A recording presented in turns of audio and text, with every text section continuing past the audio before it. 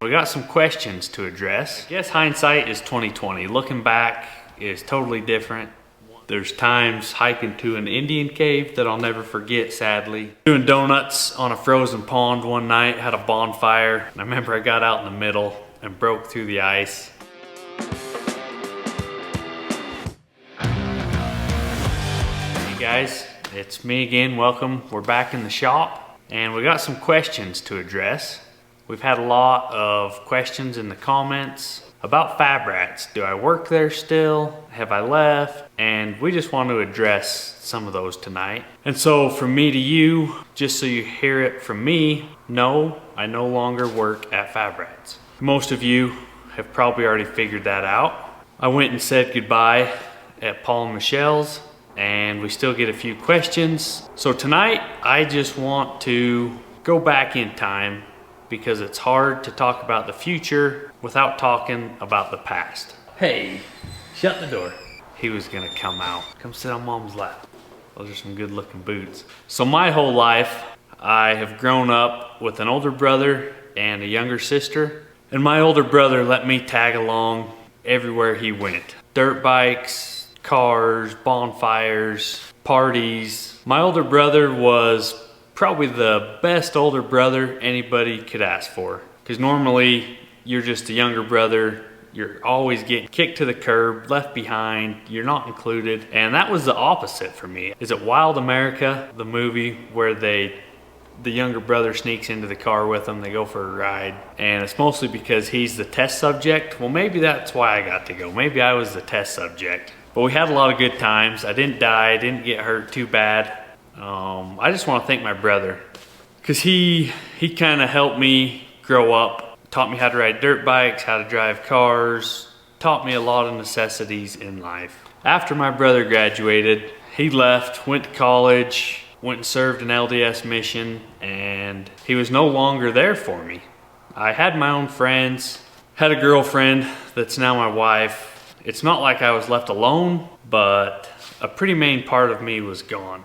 And if you've ever seen anybody without a purpose, especially at that age in high school, you see people tend to get in a lot of trouble. And I just felt like I needed a mentor, someone to look up to, somebody to fill those shoes. And it was that time in my life when I started hanging out with Paul. Paul and Michelle, they had young kids, young family, and he was doing some cool stuff. He was building rock crawlers, old Dodge Dakota. So he was building rock crawlers and derby cars. That was pretty cool stuff. I wanted a piece of that. I wanted to learn some of that. And he took me right in, showed me a bunch of stuff, let me help him, let me do my own thing. He filled that void that I had been missing in my life. I just want to thank him for that. Looking back now, you don't see young families' struggles. You don't see bills, payments, having babies, hospital bills. You don't see somebody not eat lunch at work because they don't have any money for lunch. They come home for dinner. And Paul and Michelle, they just took me in. I made it routine to go up there at dinner times. I didn't even realize it. I was just showing up. It was dinner time because that's when Paul got off work. So I'd eat dinner with them when we'd go out in the garage and weld and build. Paul had been away from his family all day long, and I pulled him away even longer at nights. Didn't even think about it. After I got my own family and young kids, I didn't realize the sacrifice at that time that it was for them. I guess hindsight is 2020. Looking back is totally different once you're looking back. I'm grateful for Paul and Michelle, feeding me, teaching me, big part of my life. They mean a lot to me, and I would just like to say that we're still friends, that this was the plan all along. So I graduated 2010, got married in 2011. Paul helped me build a rock crawler. We got it from my cousin Brian, a pretty sweet 89 S10, big Chevy emblem on the hood, had a black roll bar in the back. I think it was a Baja edition. Wasn't the cleanest truck, but for a high school kid, it was a pretty sweet truck. My father-in-law gave me an old Chevy that had 1 tons, 456 gears, factory. So I bought some cheap lockers, a Spartan locker we put in the front, and I want to say it was a mini locker. I think we used the open carrier. It was a Yukon. Yukon locker that goes in the factory open diff carrier. Yeah, cheapest lockers we could get, cheapest winch on eBay. And I remember that Spartan locker, it would jump and bind the teeth. It's mechanical, and I remember my Uncle JH, that thing was just clanking, banging, making noise. It'd lock up and release, and he's like, that is the sound of my Dana 44 breaking. And I remember my buddy Caden's like, oh, don't worry, that's just Sean's locker, it's just noisy. Well, that's the noise my 44 makes when it breaks. I just remember that was funny. Cheap parts, cheap trucks. That's probably the best, funnest truck that I have had. Had a lot of good times in that truck. We were doing donuts on a frozen pond one night, had a bonfire with a bunch of buddies off to the side. And I remember I got out in the middle and broke through the ice. Had my girlfriend, my wife in with me now, Dusty was with me. And I wanna say the water was up almost to the seats. We had water in the floorboards. I crawled out the window, pulled the winch line out and threw it to the shore. I remember the ice was pretty thick. We must have just hit a thin spot. I remember we was winching and the ice would crack and break, clear to the shore, and we barely got out of there. Anyways, I pretty much ruined that truck. I just thrashed it. I willed it and abused it until really I just took all the good parts out and scrapped it. And I should have kept it, should have fixed it up, but it was just wore out. So got married 2011, and my wife's family has a ranch. They run cow-calf pairs, sell the calves in the fall, spring and winter pastures, summer pastures. I had a couple of best friends. My other best friend was Clancy, my wife's little brother. And he couldn't hang out till he got his chores done, and so we would go get his chores done, which we looked forward to the chores. The old Chevy wouldn't start, so we'd finally get that thing to start, and we didn't know what we was doing. It was cold. We'd hold that thing to the rev limiter till it would warm up, so it'd idle. Take the tractor, two-wheel drive tractor in the mud, getting hay stacked in the truck, trying to go feed it. The truck was chained up, and we threw the clutch out of that thing because it wouldn't run, wouldn't idle, instead of just working on it because I didn't know how. I hadn't learned yet. We let the clutch out, full throttle. After a few times, clutch was gone. And so then we're putting a clutch in it. So I did grow up with cows. I grew up changing water, grew up feeding cows, just not my own. The fun factor was there, but the risk factor wasn't because they weren't mine. I didn't care if they died. I didn't care if they got out. It wasn't a big deal to me then. I just wanted to get chores done so we could go hang out. We got married, and I never took an interest in the ranch side. For 4 years, I didn't do a thing. I was like, no, I'm not helping you. You go figure that out. Those are your cows. Go figure it out. I would help if I had to, if they needed me. So my wife has 5 siblings, plus cousins and uncles. There's a lot of family lives in town, plenty of help. There was enough hands, enough help. I wasn't needed. I had derbies, I had rock crawlers. That wasn't my thing. Times change, people grow up, go to college. There's more help needed and more of an opportunity to step in. And so 2014, we kind of jumped head first into the in-laws business and started helping out, started contributing, started changing water. I had a CDL, so I could haul cows in the semi. So that made it to where Doug and my wife and siblings, they could go gather the cows, get them to the corral. I could haul them to Panguitch and be back for another load, which I was great with. I love truck driving.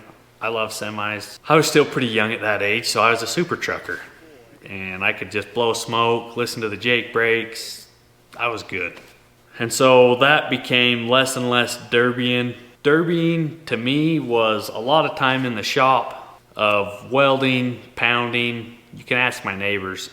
We had quite a few all-nighters. The Parowan Derby, for example. The night before was all night long. I didn't have bumpers on, barely had the motor in. Ethan Lamb, my dad, my brother, a couple of buddies, I want to say Garrett, Daniel, Warren, had a bunch of help. There was like 6 or 10 of us pulled an all-nighter, got this derby truck done. And I remember I fell asleep. My wife, did I make you drive? I don't know if I made her drive, but she volunteered to drive while I slept a couple hours to Parowan. because I hadn't slept pretty much in 2 days. And so derbying to me was kind of not a family sport. It's kind of hard to have your family around, have kids around when you're just welding, you're making noise, you're cutting metal, you're banging stuff. Young kids, that's just not a young family life. I was solo dad out here building derby cars, and then the family goes and sits in the stands. It wasn't for me. It was super fun until we had a family, but then it wasn't for me. But the ranch, on the other hand, that's all about the family. You take your kids with you, you go ride a horse with your family, everything you do is together. Changing water, eating dinner late. We transitioned to where that was our life. And 2015, we had an opportunity and took advantage of buying our own hay fields and built our own cow herd up and just kind of made that our business. We just kind of went to there. And that is kind of where me and Paul kind of separated for a little bit. He was still derbying, he was building rock crawlers, and I was farming. I was Farmer John, as Papa Dar calls it, which is fine. We both understood each other's goals and dreams and desires, and we're still friends, but were kind of going different directions there for 10 years. YouTube has always been kind of a dream of mine and my friends. Growing up, we always watched YouTube and talk about the crazy things we used to do. And it's like, man, how do these guys have YouTube channels doing what we do, but they're making money at it? But we just never knew how to open the door and do it and be successful at it. Paul had his Easy Does It for derbying, which was super cool. And then they started Fab Rats. And I remember the whole town supported them. Everybody was excited. It didn't matter who you talked to, that was the hype of the state pretty much. Anywhere you went and talked, and now it's went worldwide, which is amazing. It was awesome to watch them grow in their Fab Rats, in their YouTube channel. It was awesome to watch Paul quit his job and be able to be successful at home with his family, where he needed to be. So we have 4 kids, Dusty and I, and they're the best thing that has ever happened to us. They say it takes a village to raise a kid, and looking back, it did for me as well. I have probably 5 or 6 mothers in the valley that I call mom. Had dinner at their house, always hung out with their kids, and they were just mothers to me. And you don't realize it, but it takes a lot of people to raise a kid up. Anyways, back to our kids. 11 and a half years I worked at UDOT. And when we got married, I worked for my dad, and so did my brother. And that business was only so big to support so many families. And this UDOT job came available, and it just felt right. Felt like that's the direction I needed to go. And so we went for it. Applied for the job, got it, and worked hard. I mean, 11 and a half years flew by. There's days it felt like it was never gonna end, but it flew by. Met a lot of fantastic people, a lot of friends, a lot of coworkers that became friends, a lot of people I'm sure that have funny stories about me that would love to share them if you ask. I'm just not gonna tell you who they are so you don't know who to ask. That job kind of got stagnant. It's kind of funny how in life you get a feeling that you need to do something different. That chapter is coming to an end and the next chapter is beginning, and we were kind of feeling like that. I didn't want to be a truck driver, but I was looking into some options. Didn't know where I needed to be, just felt like needed to be somewhere, needed to figure it out. And I remember I ran into Paul. I would swing in and visit once a month, once every other month. Not that often, but just say, hey man, I've been watching your videos, they're doing good. How are these builds coming? And we just catch up. Man, you're killing it. Your business is doing good. You ever need an employee? At that point, Ben and Hunter were working there. Ben was a couple days a week. I was like, I've got a ton of leave saved up, and if you're ever looking for extra help when Ben's gone, I'd love to come work for you. And it was as simple as that. And then a couple weeks later, Paul calls me. We were sitting having lunch in Kanab. He's like, hey, my brother tore his rotator cuff or did something with his shoulder. So he won't be able to work for a few weeks. I need some help. Do you want to use some of your paid vacation, take leave, and come help me out for a little while? That'd be great. I'm tired of crack sealing. That was probably my least favorite job. Crack sealing and flagging sucked. I was like, yeah, I'd love to come work for you. Let's turn wrenches, let's build stuff, let's have a good time. So Benoit, the only times I'd really been around Ben was we went wheeling in Moab a couple of times. Ben came down to Sand Hollow, and so pretty much just wheeling. But I always liked Ben. He's just one of those guys that you just attract to, that you just like that person. They're happy, they're fun to be around. No matter what hits them, they're smiling. I always liked Ben, and so it was kind of cool to think that if I went to work for Paul, I could get to know Ben better. I could work with Ben. So that was pretty big incentive to go to work for Paul, because I always thought his brother was awesome. So working with Ben and Hunter, Hunter was the same age as my sister-in-law, quite a bit younger than me. I didn't know much about him. I'd heard about him, heard some crazy stories. He was a normal, crazy kid, good kid. But getting to know him and working with him, man, he is fun to be around. Always a good time, always throwing firecrackers. Hunter, it was fun working with you, and it was fun to get to know you. We had some dang good times. There's times hiking to an Indian cave that I'll never forget, sadly. I just won't leave my mind. Holy smokes, look at that Indian stuff. That's pretty cool. There's some handprints. What do we got here? And working with Ben was pretty awesome. That dude was a mechanic his whole life, and he had a lot of knowledge. And you could learn just from watching. You didn't have to ask questions. You could just watch the man work and know that he knew what he was doing. It was pretty awesome. We had some fun times. He about ran me over in his Jeep, which, since he didn't run me over, it was pretty funny afterwards. But we had some good times. Getting to know Hunter and Ben, and working with Paul. The four of us had a pretty good gig going there for a minute. It was a blast. It was a good time.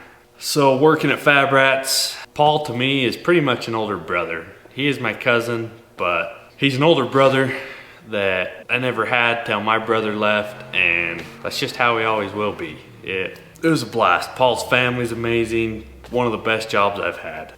Jumping back to my channel, 89 Built. We was looking at doing a Frost Ranch and Fab channel, a Frosty Built channel, and I just wanted to tie the channel to my roots, which is right here in Orderville. And we came up with quite a few different names, and 89 Built, Highway 89 runs right through town, and it just felt right. The mountains in the background, hay fields. We spent a lot of time on Highway 89 moving our cows from winter to summer pasture, and it just feels like home. Ties the valley in, ties this small community in. And 89 Built is what we like, and feel like it just talks more about our hometown and where we live more than anything. And so working at Paul's for a little over a year, we had some fun times. That's one of the funnest jobs I've ever had. Getting paid to go jet ski and hang out with Cousin Merlin and Hunter and Paul, that did not feel like a job. Going to Moab, meeting Rory and his crew, going wheeling, it was kind of like a foreign world to me. I've been trying to build our ranch and build our family business, and just putting 200% towards that in time and effort and energy, saving up to buy equipment and not spending on extra things. So going to this lifestyle was pretty weird, just for the simple fact that I hadn't been living like that. And if you weren't working, you weren't getting a paycheck. Let's jump back to COVID, 2020. That's when Uncle Sherman left us. That's when Paul's dad left us. And I remember my dad got COVID. And I remember sitting by my mom on the couch, just watching my dad lay there. Oh, he took a breath. And then we'd start counting. And we just wondered when his last breath would be. I swear it was minutes.